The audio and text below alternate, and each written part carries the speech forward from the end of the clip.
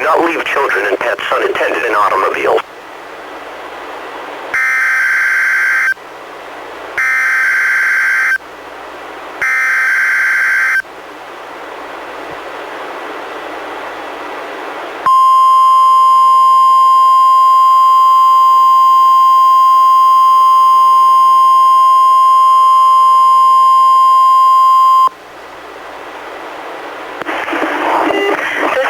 National Weather Service office in Portland, Oregon. The proceeding was a test of NOAA weather radio's warning alarm. Tests of these receivers are normally conducted every Wednesday between 11 a.m. and noon. If there is a threat of severe weather on the day of the test, it will be postponed until the following week. This concludes this test. We now return to our regular programming.